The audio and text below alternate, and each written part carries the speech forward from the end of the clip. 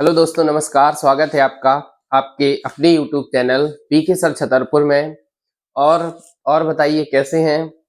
एकदम मस्त होंगे, स्वस्थ होंगे, है ना? तो हम क्या पढ़ रहे थे? हिंदी ग्रामर में हमने एक बेहद इम्पोर्टेंट जो टॉपिक है हमारा रस, उसको हमने लिया था। और हमने उसको उसके कम से कम इधर देख लीजिए 7 प्रकार उसके हमने पढ़ लिए थे। आज हमें उसके 8, 9, 10, 11 यानी चारों प्रकार को खत्म करके आज हमें रस करना है समाप्त। ठीक है ना? तो देर ना करें, टाइम वेस्ट ना करें, आ जाइए अपने टॉपिक पर। ठीक है, तो क्या है? रस। आज हमें पढ़ना है भयानक रस। तो भैया, भयानक रस का स्थायी भाव क्या होता है? भय होता है। क्या होता है? भय। तो देखिए, जैसे मान लो एक परिभाषा हमने लिखी है, इसी से हमें सबकी परिभाषाएं बनानी है। ये हमने आपको हर वीडियो में हर उसमें बताया है कि जहां पर साहृदय के हृदय में, अब भयानक की बनानी है तो भय हो जाएगा। तो जहां पर साहृदय के हृदय में भय नामक स्थायी भाव, विभाव, अनुभव तथा संचारी भाव से पुष्ट होता हुआ रस जिस दशा को प्राप्त होता है, वहां पर कौन सा रस होता है? भयानक रस होता है। ठीक है, भयानक मतलब भय, किसी ना किसी को किसी ना किसी का भय होता ही है। ठीक है ना? तो जैसे एक उदाहरण के माध्यम से ज्यादा अच्छे से समझ में आएगा। एक ओर अजगर ही लाखी, एक ओर मृगराज, एक ओर अजगर ही लाखी, एक ओर मृगराज, बिकल बटो ही बीज ही पड़ियो, मूर्छा खाए। अब देखिए, इस व्यक्ति को कैसा भय हो रहा है। तो इस काव्य को पढ़ने से हमें भी भय हो रहा है, और अगर आप भी ऐसी कंडीशन, ऐसी जगह होते तो आपको भी भय होता। कैसी? एक और अजगर ही लागी, मतलब एक व्यक्ति ऐसी जगह फंसा है कि उसके एक तरफ अजगर है और दूसरी तरफ मृगराज। यानी मृगराज का मतलब होता है हिरणों का राजा। ठीक है, यानी शेर, सिंह। तो एक और अजगर ही लाकी, एक और मृगराज, बिकल बटो ही पीछ ही पड़ियो मूर्छा खाए। भैया देखो, कोई भी हो जब ऐसी सिचुएशन में फंस जाएगा कि एक तरफ उसके अजगर बैठा हुआ है और एक तरफ उसके शेर बैठा हुआ है, तो आग वही बात हो गई ना, आगे कुआ पीछे खाई, और कहीं नहीं जा सकता वो। तो उसको यहाँ पे इतना भय हो गया, इतना डर लग गया शेर को और अजगर को देख करके, वो बेचारा क्या हो गया? मूर्छा खाए, यानी बेहोशी हो गया। इतना भय, यानी या हमने बताया किसी ना किसी को किसी ना किसी से भय होता है। तो इस काव्य को, इस कविता को पढ़ के हमें क्या हो रहा है? भय की अनुभूति हो रही है कि भैया अगर ऐसी जगह हम भी होते तो हमें भी क्या होता? भय होता या नहीं होता? कि अगर आप तो शेर को देख लो, मतलब एक तरफ आपके शेर हो कि आपका शेर शिकार करने वाला हो और एक तरफ अजगर बैठा हो, तो ऐसी कंडीशन में सबको डर लगेगा। ठीक है, तो भैया यहाँ पे हमारा कौन सा है? भयानक रस। ठीक, इसके बाद हमें पढ़ना है शांत रस। शांत का स्थायी भाव क्या होता है? निर्वेद। ठीक है, तो शांत सबसे पहले परिभाषा क्या होगी इसकी? जहां पर साहृदय के हृदय में निर्वेद नामक स्थायी भाव, विभाव, अनुभव तथा संचारी भाव से पुष्ट होता हुआ रस जिस दशा को प्राप्त होता है, वहां पे कौन सा रस होता है? कौन सा रस होता है भैया? तो शांत रस होता है। ठीक है, अब देखिए इसको उदाहरण। राम नाम की लूट है, लूट सके तो लूट, अंत काल पछताएगा जब प्राण जाएंगे छूट। तो यहाँ पे हमसे क्या कहा जा रहा है? शांत का मतलब होता है शांति, शांति, है ना? ऐसी, अब देखो शांति किसके जीवन में होती है? अगर जो व्यक्ति मोह माया के चक्कर में फंसा है, उसके पास समझो शांति नहीं है, उसके जीवन में ही शांति नहीं है। तो शांति किसके जीवन में होती है? शांति होती है साधु संतों के जीवन में, जो केवल भक्ति में लीन होते हैं। उनके जीवन में बहुत शांति होती है, उन्हें किसी चीज से कोई मतलब नहीं होता है। तो यहाँ पे हमसे ये काव्य है कि राम नाम की लूट है, लूट सके तो लूट, अंतकाल पछताएगा जब प्राण जाएंगे छूट। यानी अभी समय है, अभी राम का नाम लेने का समय है, तो अभी आप राम का नाम ले सकते हैं। बाकी पता नहीं कब किसको कब चला जाना है ना। तो यहाँ पे क्या है? शांत रस है। ऐसी काव्य, ऐसी कविताएं जिनको पढ़ने से शांति की अनुभूति होती है, वहां पे कौन सा रस होता है? तो वहां पे शांत रस होता है। ठीक है, जैसे ये एक और उदाहरण है इसी का। चलती चाकी देख कर दिया कबीरा रोए, दुई पाटन के बीच में साबुत बचाना कोई।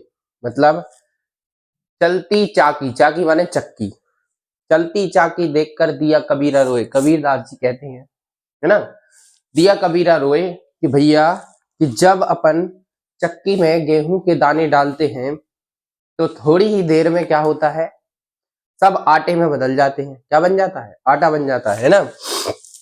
तो चलती चाकी देख कर दिया कबीरा रोए, दुई पाटन के बीच में साबुत बचाना कोई। भैया जितने भी दाने डाले जा रहे हैं, एक भी दाना साबुत नहीं बचता है, सभी क्या है, सभी पिस जाते हैं।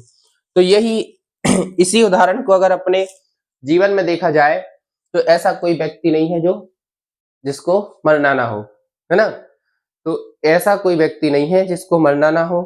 तो ये भी हमारा एक जीवन क्या है, एक चक्की के समान है। कैसा है? एक चक्की के समान है कि यहाँ पे भैया आए हो, चक्की में डले हो, अपना काम कर रहे हो, और जैसे ही समय हो जाएगा तो, है ना। तो चलती चाकी देख कर दिया कबीरा रोए, दुई पाटन के बीच में साबुत बचाना कोई। तो ऐसे काव्य, ऐसी कविताएं जिनको पढ़ने से हमारे मन में क्या होना चाहिए, शांति की अनुभूति, निर्वेद होना चाहिए। वहां पे कौन सा रस होता है? तो शांत रस होता है। ठीक, आई बात समझ में? अगर वीडियो, अगर ये समझ में आ रहा है आपको तो आप लाइक कर सकते हैं, ठीक है ना। देखो अगला है हमारा वात्सल्य रस। कौन सा? वात्सल्य। वात्सल्य का मतलब होता है वत्सल या पुत्र प्रेम। प्रेम या तो ईश्वर से प्रेम होता है ना, या पुत्र प्रेम होता है, या फिर नायक नायिका का प्रेम होता है ना। तो देखिए पुत्र प्रेम, तो इसकी अगर हम परिभाषा की बात करें तो क्या हो जाएगी, जहां पर सहृदय के हृदय में, यहाँ पे हम क्या रख देंगे, वात्सल्य का स्थायी भाव पुत्र प्रेम। तो जहां पर सहृदय के हृदय में पुत्र प्रेम या वत्सल, आप दो में से कोई भी रख सकते हैं, नामक स्थायी भाव, विभव, अनुभव तथा संचारी भाव से पुष्ट होता हुआ रस जिस दशा को प्राप्त होता है, वहां पे कौन सा रस होता है? वहां पे वात्सल्य रस होता है। ठीक है, तो इसका उदाहरण है मैया मोरी मैं नहीं माखन खायो। आहा, मैया मोरी मैं नहीं माखन खायो।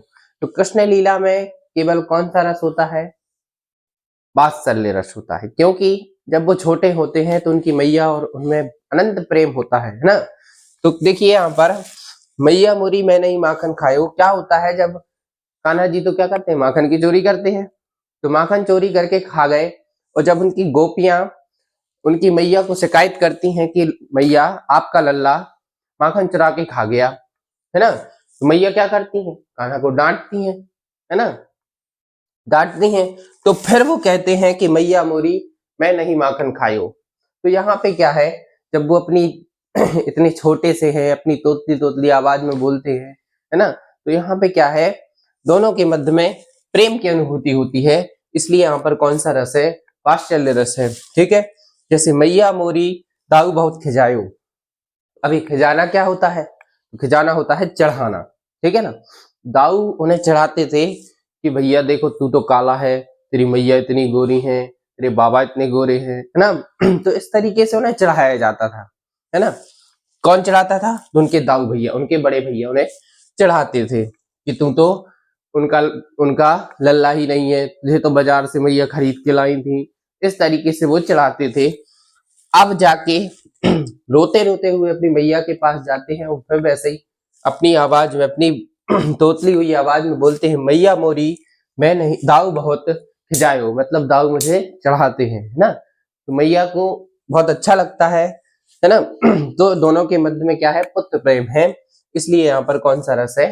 इसलिए यहाँ पर वात्सल्य रस है। ठीक है, इसके बाद लास्ट जो है हमारा वो है भक्ति रस। भक्ति का स्थायी भाव होता है ईश्वर प्रेम, या होता है भक्ति विषयक अनुराग, है ना। इसका भी मतलब वही है, ईश्वर के प्रति प्रेम की, ईश्वर के प्रति प्रेम के भाव होना। वो वहां पे कौन सा रस होता है?